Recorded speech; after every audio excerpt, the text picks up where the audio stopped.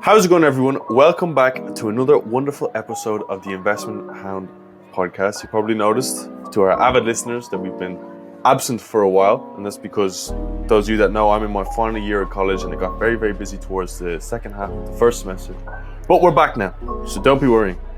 And before we get started, there's a couple of things we need to discuss. The first is, if you haven't already gotten yourself a copy of Grandad's new book, Successful Investing: How to Make Money in the Stock Market from Real Life Experience, make sure you go and grab yourself a copy today. The links can be found down in the description below. The second thing is, make sure you follow us on Instagram and TikTok at The Investment Hound. And the last thing is, if you have any questions for Grandad or I, shoot us over an email on, well, you probably won't have any questions for me, but if you have any questions for Grandad, shoot us over an email at paddy@theinvestmenthound.com. So for those of you out there who've been keeping up to date with the podcast, you will know that Grandad and I are currently building a stock portfolio using all the information from Grandad's book and also the information he taught us in the first few episodes of the podcast. So really quickly, I want to go over the shares that we've already selected. We've selected 14 in total. The first is Whitehaven Coal Limited, who are a mining coal company. We have CVS Health Corporation, who are currently in my bad books, who do healthcare and retail pharmacy. We have Volkswagen, who are in my good books, who do automotive service or automotive vehicles. We have Adecco, who do human resources and staffing. Banco Santander, who are banking and financial services. Total Energies, who do energy such as oil, gas, renewables. Sunico LP, who do energy and fuel distribution. Ryanair, the low-cost aviation airline. National Australia Bank, who do banking and financial services. We have Bristol Myers Squibb, who are a good one for me, who do US pharmaceuticals.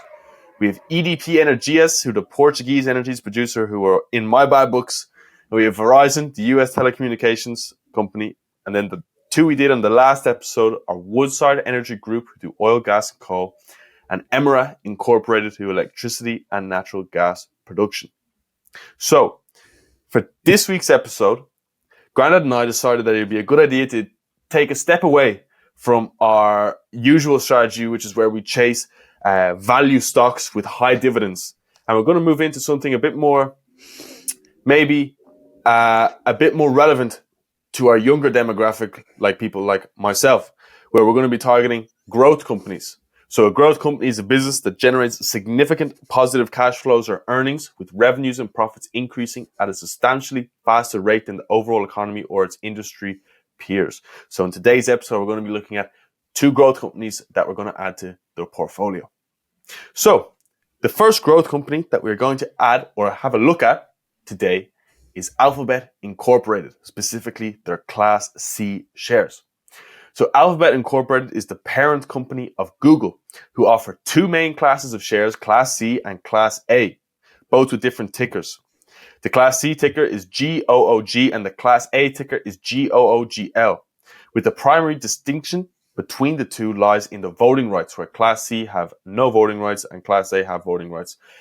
Now, also, you might be thinking, what about Class B? Well, Class B, as of 2024, this class does have voting rights, of 10 voting rights, but it's held by Alphabet co-founders and executives, which allows them to maintain the majority voting power, so they're not available to the public.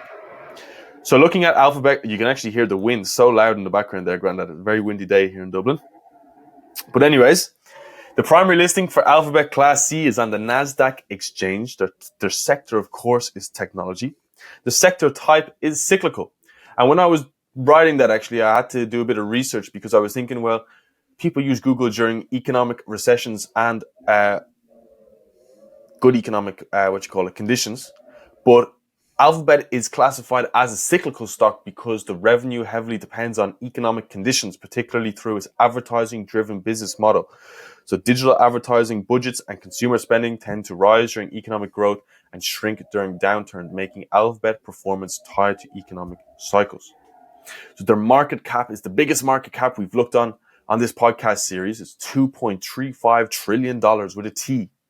And the current price is $191.83, and they're currently trading at an all-time high. Now, as they are a growth company, and this is probably the biggest differentiation between the growth and value, is they don't pay any dividends. So their dividend yield is 0%. And Alphabet historically focuses on reinvesting their profits rather than paying the dividends, so the shareholders typically benefit from capital gains. And as a result of a 0% dividend yield, the payout ratio is also 0%. Their PE ratio is 23 to 25 times, which is about the average of the S&P 500 index, isn't it, Grandad? Am I right in saying that? It's a little bit on the high side. Okay. And historically, 1819, currently, I think 22, 23, so they're about 25. They're a little bit high, but not as high as the next one. Their beta is 0.99 or 0.99 times, which is good. It's less than 1. Their income statement, so the net profit margin is 28%, which is good. So year on year, Alphabet Incorporated grew revenues of 8.68% from $282.84 billion to $307.39 billion, while the net income improved 23.05% from $5.97 billion to $73.8 billion. So that's good. Their income is increasing. The revenue is increasing. The revenue sources then, they have diverse revenue streams from all around the world, which is great. Their earnings per share, so the average growth rate over the past 4 years has been 18%, and it's expected to keep rising, which is good. The price forecast, so the 52 analysts offering 12-month price targets for Alphabet Incorporated have a median price target of, just bear in mind, the current price of Alphabet is $191.83. So the median price target is $210, with a high estimate of $241.50 and a low estimate of $174, which is good.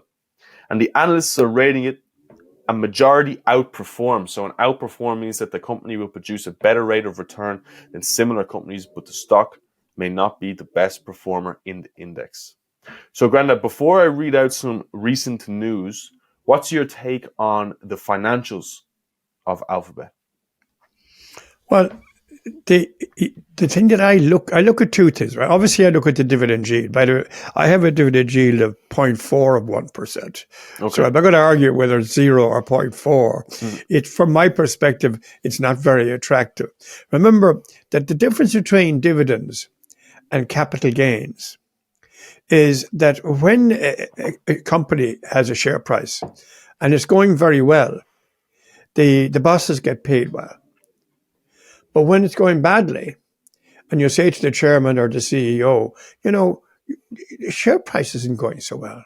Do you know what they say? Our job is to manage the company. Our job is not to manage the market. The market does what it does. We think it's a great company. Have a nice day. However, if, on the other hand, the management of the company decide to cut the dividend by 35%, generally speaking, heads will roll. And so for that reason, the downside attaching to dividends is less than the downside attaching to the market price. And that's why older people who need income, to be sure, go for dividend stocks. So in my case, I don't have Google, or Alphabet as they call it, right? Yeah. The second thing is that the PE ratio for growth stocks, and growth stocks, by the way, typically don't pay dividends of any great consequence, right? So they're a typical growth stock. And they have done very well. They've been growing, as you say, by 18%, and they're expected to grow by another 10%, in the near future. So they see things happening. The big worry I always have is what happens when the wheels come off. Now, with a P ratio 25, which is marginally 10, 15% above what I'd be comfortable with, 21, 22 for it's 25, right? It's high, but not gloriously high. So I would have an interest in the stock. The reason my brother, who is the professor that was on this program some time ago, the reason why he didn't go into Google was that the shares were too expensive. He likes to buy 1,000 shares. But if the share price is 200, then he can't buy his 1,000 shares. But he has started to go into some of these stocks now where the share prices come down to more normal levels. I mean, it's a huge share price, isn't it? Yeah. It's pretty big, all right. I just double checked the figures there as well, and my apologies. I did miss the dividend yield of 0.42%. However, it's minuscule. It's Well, minuscule, and just on the payout ratio is low, which means they yeah, could pay it if they wanted to, yeah, but they believe that by putting the money into the business, they'll grow faster than by giving the money back to the shareholders, who could then put the money into other businesses. And growth stocks typically pay low dividends because they don't have to pay good dividends, right?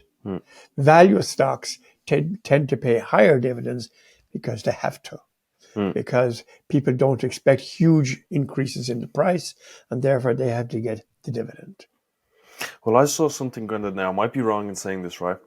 But I saw something a while ago where Meta, remember when we discussed, I think this is probably about this time last year when we discussed that Meta recently started paying a dividend. It was a tiny dividend, about the Yes, same. yes. I saw something that said that the reason why they pay such a tiny dividend, okay, is because that's basically useless to someone like us. But to someone like Mark Zuckerberg, who owns, let's say, 20% of Facebook, a 0.45% dividend on his holding, which his holding might be, let's say, 500 million in value, okay? 0.45 of 500 million is what? 5 million. Is it Well, 50 million? all I can say to you is this, right? That's not what's driving it. What's driving it is the widows. If you've got widows who have been left a whole lot of shares by daddy when daddy died, because daddy dies first, right? When daddy dies, right? There's this worry always that if you just say, don't worry about dividends, sell the share price, sell the share. The widows don't know how to sell the shares, right? So there is always that kind of good feeling that you should give something to the widows, right? Okay. Well, I was saying is because it's like this is their way of paying themselves a bonus. No, what they're actually saying to you is, we're on a bucking bronco here. Our business is a bucking bronco. What does Okay. that mean? Well, the more broncos you have, right, the bigger the business becomes, right? Okay. Whereas, in other words, the business will give you a better return than cash. Okay. And therefore, why would we bother paying you a dividend Okay. when in fact you can see the price increase in the shares? And by the way, in Ireland and in many, many countries, the capital gains tax is lower than income tax. So you get a tax gain as well. Okay. And you don't have to sell it if you don't want to. You could continue on the bucking bronco, onto pasture is great and wonderful. So the growth stocks believe that the money, putting it into the company, will reward the shareholders through an increase in the share price. Okay. And that's what growth stocks, that's the definition of them, isn't it? Yep. But what happens when the wheels go up? Well, just some recent news, Grandad, okay, before I give you my opinion on it. There was 3 pieces of recent news that I thought were impactful on the share price. The first is the quantum computing breakthrough. So on December 10th of 2024, only this month, Alphabet unveiled its new quantum computing chip, Willow, capable of solving complex problems in under 5 minutes, a task that would take current supercomputers an unimaginably long time. And this significant advancement led to a stock surge of 6%, adding approximately 136 billion to Alphabet's market valuation. The second is in relation to antitrust challenges. So in October of 2024, the US government proposed measures to curb Google's dominance in online search, including potential divestitures of key assets like the Chrome browser and Android. And these regulatory pressures have introduced uncertainties that could impact Alphabet's future operations and financial performance. And the last one then is a failed acquisition of HubSpot. So in July 2024, Alphabet decided against acquiring the marketing firm HubSpot, which I've used a good bit in college, leading to a temporary decline in HubSpot's stock. Although this decision did not directly affect Alphabet's stock, but it reflects the company's strategic choices in expanding its service offerings. So, do you want to know what my opinion on Alphabet is, Grandad? Can I just say one other thing to you Of course. on that topic? Yeah. A lot of large countries' governments have alphabet in their sites. In other words, there's a lot of uncompetitive practices being built into the likes of Google, which doesn't allow for a fair, playing field for businesses that are around Alphabet, right? So that there's no doubt that regulation. Now, it won't happen in America while Donald Trump is in charge. But it's going to happen in Europe, I suspect, that there'll be tighter regulation on Google. And there is already they've been taken to court, and that's the risk with these very big companies when they get very big, that the governments come in to protect the small man that's dealing with them, and the small companies that's dealing with them. So there's a little downside there that will happen over time. Now it's slow, but it will happen. I know Google were, I think, fined by the EU in the last year or so, or 2 years maybe. Not a huge amount of money, but it's the beginning of people saying, these are too big, we have to control them. We're in charge of our country, not the Googles and the MasterCards and so on. Well, in college, Grandad, we do a lot of research into different GDPR violations, right? And the impact that has on businesses and the consumers. Yeah. And one thing I've learned, Grandad, is these companies are in lawsuits constantly. They'll never be able to avoid them. But the penalties that are imposed on them most of the time are peanuts. Like TikTok, for example, were fined 345 million by the Irish data protection regulation, right? Which is the EU regulator. Yeah, but 345 million to a company like TikTok is nothing. No, but let me put it this way, right? Would you not be licking your lips and say, we'll get it for 700 million the next time for 1.5 billion? Yeah, well, maybe, yeah. In other words, there's black clouds in the horizon somewhere there. Well, sure, around regulation. And that's obviously why Trump has got in America, and why Elon Musk, for example, is supporting him so strongly. Because the big billionaires, they care about two things in life: lower taxes and no regulation at all, if possible. Okay? Yeah. And that's what they're working on. And America will go into a much lower regulatory environment. That will force a lot of countries around that are competing with America to actually bring their regulations down. And there's a lot of argument in Europe at the moment that Europe is regulation happy. It wants to find more regulation and more regulation and more regulation. But that stops businesses being set up in Europe that would be set up in the States or whatever. Okay, so it's a double-edged sword. But no doubt in my mind, the public sector have these large growth companies in their sights. Okay. Well, this is what I was thinking. Now, our strategies are different when it comes to the growth companies, okay? And I'll tell you why. Is because I know you say you look out for the dividend yields, okay? The companies where there's blood in the streets and they pay a good dividend yield, that way you can get a nice bit of income, either, whatever it is, biannually, annually, or quarterly, which can pay for the holidays or whatever. And also then you can capitalize on the increase in share price when they come back to normal. But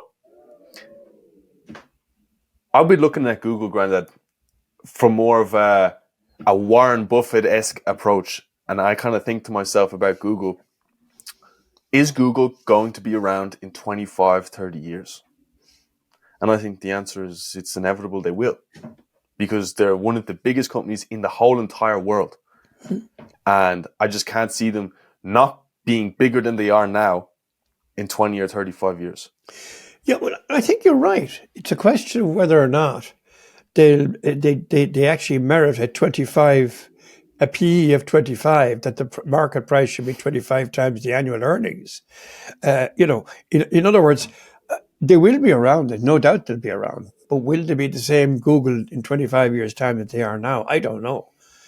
I actually don't know. Well, if they don't, but even the fact that they don't pay dividends is a good thing to back up that argument. I do have a couple of growth shares. Right. Okay. Yeah. I have Cairn Homes, which is a very small building company worldwide, but it's the biggest builders in the Republic of Ireland, that they're dealing with our market of 5 million people. But you may or may not know this, but they only pay a dividend of, I think it's around close to 3%. So it's an inadequate dividend for an old fart like me, okay? But what I can tell you is, okay, the share price went up 78% this year, okay? Wow. Because I know, living in Ireland, that housing is the single biggest problem we have. They have all the builders, okay? And they have a lot of the land, okay? So I said, well, I'll go into a growth stock, Cairn Homes. Now, it's not the Magnificent Seven growth stocks that we're talking about in the US, but local stocks that you know have something special are worth going into. I went into one other growth stock, which you won't see. You won't call it a growth stock. And that's Ryanair. But Ryanair only paid its first dividend last year. Up to then, it only paid special dividends every now and again. Yeah. Now it's committed to paying the dividends, because what they're saying is we're now a mature company. We no longer are like Google, that has the horizon is the the solar system, right? Ryanair are now saying we're now mature. For us to get really big, strong growth in the future, we'd have to be, operating down in Chile or over in Mozambique or something like this. And they don't have the appetite for that, nor would they have the strength of management to be able to deal right across the world. So what they're saying is probably we're not going to grow as fast as we did in the past. So we're starting to pay dividends. And interestingly enough, their dividend is going to increase, according to the analysts, by over 5% next year. Now, it's not a very good dividend this year, but they're becoming more, they're heading towards being a value stock, which is interesting as well, that when a company reaches that horizon of sort of, the bucking bronco no longer is bucking, right? He's just trotting along, right? They then have to pay dividends. So I have those two which pay in an inadequate dividend, okay? But I'm satisfied that there's still a bit more there, because Ryanair is definitely, it's the biggest short haul airline in Europe, and so I think it'll do well. I agree with you, Grandad, but I run into a problem when it comes to actually investing in Ryanair, and that is I can only invest in their ADR on the New York Stock Exchange, because it doesn't give me the option to invest in the primary listing on the Irish Stock Exchange. I'm on Trading 212, the app I use. So the only way I could do it is if I go and I open up a Davies account, but I don't invest enough to open a Davies account yet. So I can't really. But do you think then I could just invest in the ADR? Of course you could. Owen is that's my other son, not my grandson, but my son Owen. He has a lot of ADRs. Okay.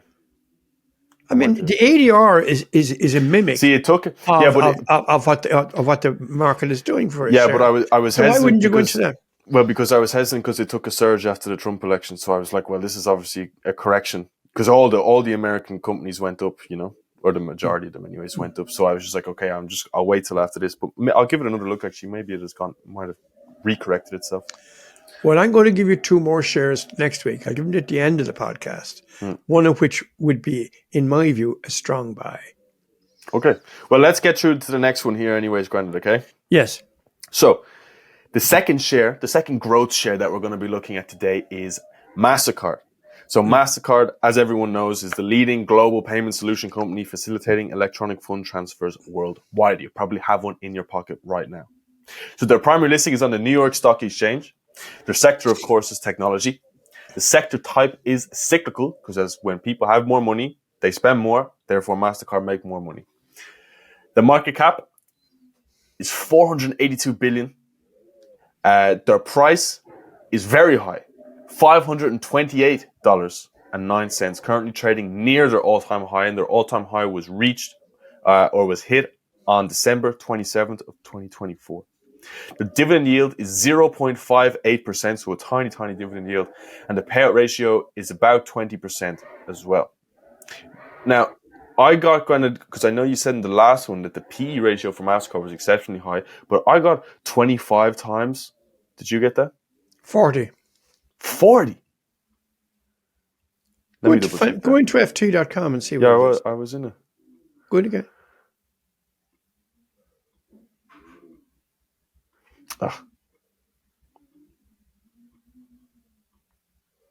Maybe I misread it. 40? Is it 40? Yeah, it is. Well, how did I make that mistake? How am I making this damn mistake of 20 times? Jesus. 40. And I want to be a financial advisor, you know what I mean? Okay, moving on anyways. Oh, I'll just say to you, that, for me, was a major issue here. Okay. Well, moving on then, their beta is 1.09 times. Their income statements with the net profit margin is 45%. So year-on-year, MasterCard Incorporated grew revenues of 12.87% from 22.24 billion to 25 billion, while their net income improved to 12.74% from 9.93 billion to 11.2 billion. So that's good, and the revenue sources are very diverse. Of course, they have income from all around the world, and their growth rate, so year over year, dividends per share and earnings per share, excluding the extraordinary items, increased by 16% and 15.7% respectively. So this upward trend in the dividend payments is notable, as few companies in the software and programming industry offer dividends, and over a 5-year annualized period, the dividend per share growth surpasses industry average, while earnings per share growth aligns with the industry norms. Can I ask you a question? Of course. What's the dividend yield? 0.58%. What's the dividend yield for the other one? 0.4%. So they're both Tiny. lackluster. Yeah. Okay. You know, in other words, and you know what they're saying it'll grow by? What? 4%. So what's 4% of 0.5? Jesus, I don't know. 0.001 or 0.0025? Sorry. What? 0.05. 0.0025. Well, 10% is 0.05, isn't it? So 4% must be 0.02. Okay. So it's going to go from 0.58, is it, to 0.6? Yeah. Yeah, but like you said in the last one, though, it is increasing. Anyways, so for the price forecast, the 37 analysts offering a 12-month price target for MasterCard Incorporated have a medium target of, bear in mind, the current price is $528. The median price target is $572, with the high estimate of $654 and the low estimate of $464. And the analysts that's what you expect. You expect the analysts to be saying it's a growth share, therefore it's going to have high growth. Yeah. In the price. It's a similar range to the Google one actually as well. Is in it can go up or go down. Well, interestingly enough, when you gave me those two shares that you wanted to research, I entered them up in my system here, okay? And the first date that the prices were being tracked on my system was the 9th of November. So you would have given me those in early November. So what has happened to the share price of Alphabet and MasterCard between the 9th of November and last Saturday? Gone up. Alphabet's gone up by 5%. And MasterCard has gone up by 2%. But that's only, that's a little over a month. Yeah. But in saying that, the 5% one is due to the new quantum computing technology, and then the 2% of MasterCard, of course, you'd have to put it down to the Christmas. And don't forget, those are based on euro prices. The dollar has gone up. Yeah. If the dollar hadn't gone up, maybe the bloody price hasn't gone up at all. Maybe. Well, the Christmas time, I think, would have an impact on it. Well, I'm just saying 5%, if the dollar went up by 5%, where would you be, Yeah. Or if the dollar went up by 2%, that would mean then that MasterCard hasn't gone up at all and that Google has only gone up by 3%, so. Well, one of the pieces of news that I have is that during the 2024 holiday season, the US retail sales, excluding automotives, increased by 3.8% year over year from November 1st through to December 24th, surpassing MasterCard's forecast of 3.2, which is good. And in the online sales as well, saw a notable rise of 6.7%. So this robust consumer spending has positively impacted MasterCard's transaction volumes and revenue. What's your opinion on the menu raise, Grandad? Well, I think I'd feel safer with Google than MasterCard. I would agree with you. Yeah, I would agree. I think the P ratio of 40 is just too high for me. Mm. And of course, I'm not mad keen on the dividend yield that they produce, okay? But I think it's good to have in your portfolio a couple of shares that are growth stocks. Now, the ones that I call growth stocks, like Cairn Homes and Ryanair, okay, are not the Magnificent Seven, okay? Mm. I'm worried about the Magnificent Seven because they're trading so high. I mean, $530 a share for MasterCard seems to me to be an awful lot of money to shell out to get one share. So I think Alphabet's a safer stock, but than the other one. Well, one of the pieces of news that I found from MasterCard is in relation to their legal and regulatory environment. So MasterCard continues to navigate legal challenges, including antitrust scrutiny and litigations relating to interchange fees. For instance, a recent settlement requires MasterCard and Visa to reduce processing fees for US merchants, which could impact its revenue streams going forward. Another thing that I see I had seen in the news a while ago is in relation to MasterCard and Visa getting in some kind of lawsuit because they have a monopoly on the digital transactions payments, which isn't a good thing, I think, for the company. And they're also trading at an all-time high, so why would you get in now? You know what I mean? Well, you can see how the EU could go after them. Yeah. American companies into Europe that seem to have unfair advantages. Okay? That's where the regulation can hurt companies. When they get too big, as they used to say when I was a young man. They get too big for their own boots. And the politicians go after them. The regulations go after them. The lawyers go after them. Yeah, I think also maybe it's like, when you look at someone like Google, okay, now Google do have a lot of competitors across all the different, avenues that they're in. Like, there's different search engines and there's different AI chatbots now that are coming around and different other people to advertise with, like social media and stuff like that, okay? But when you look at the kind of payment transactions, granted, the only other one I know is Visa. I only know Visa and MasterCard. I couldn't even tell you another one. Maybe PayPal, but they're the only ones I know. That's not a lot of competitors. So you never heard of Revolut, did you? No, but Revolut use MasterCard. What, do they? Yeah. Some of them have Visa on it as well. I think the older ones have Visa. I know you can use MasterCard on Revolut. Yeah, your card is a MasterCard card. All right. But that doesn't. I could see how you were saying that's when the politicians swoop in, because there's only two competitors, or there's only two people in the industry. Yeah. They clip their wings. It's dangerous. Yeah. If you get too big, you get your wings clipped at some stage. In some areas, not everywhere. Yeah. But I mean, look at what the US is doing to TikTok. Yeah. Chinese company. Yeah. Blatty, right? So it's very hard when you get very, very prominent to hold on. That somebody isn't going to take you on. Now, in saying that, I do think they would be an interesting one come the next recession, because MasterCard. Because if they are a cyclical share, then in the next recession, it's more than likely that they'd be dipped depending on what the recession is around. But people be spending less because they don't have money, so then it'll dip. So I don't know, maybe I'd look into it then. I keep them on the watch list, but I don't think it'd be one I get into now. Well, you do know that in the US recently, there was an article, I think it might have been in the Financial Times, and what it said was that when COVID happened, Americans saved a lot of money because they were locked down. They couldn't get out and spend it. So they had a lot of excess savings. And then they said, they're all gone now. Oh. But so in order for the Americans to actually continue spending like there's no tomorrow, okay, they've run up their MasterCard and Visa bills, okay.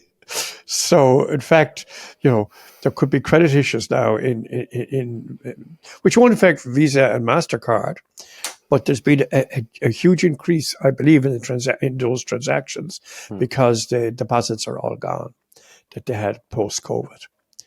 So, cyclical can mean many different things to many different circumstances, And they are saying that the transactions on credit cards in the US have been very high growth in the last year to 18 months. Not good for the American consumers. The problem is that runs out, because you can only borrow so much on your credit card before you run out of credit. So there's that side of it too, but it all points to me towards Alphabet being a better deal than MasterCard and what's the other one? Visa.